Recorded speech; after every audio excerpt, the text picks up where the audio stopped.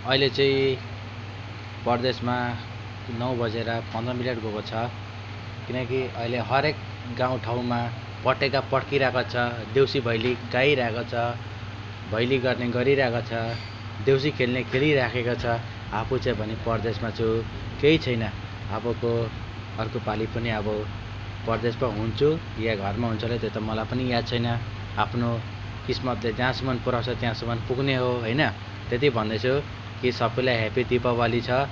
अब यो दीपावली त लागिसकेको छ, तर पनि म ह्यापी दीपावली भन्दैछु तपाईहरुलाई, किनकि मेरो फेसबुक फलोवर फ्रेन्डहरुलाई पनि भन्दैछु र मेरो युट्युबमा जतिजनाले हेर्नुहुँदैछ उलाई पनि भन्दैछु म है। र बहुत दिन पछाडि म आज भिडियो लिएर आएको छु।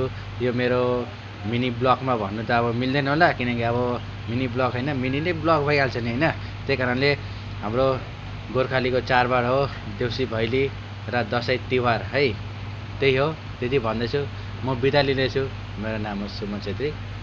जय हिन्द, जय भारत, जय गोर्खा। ह्यापी दीपावली।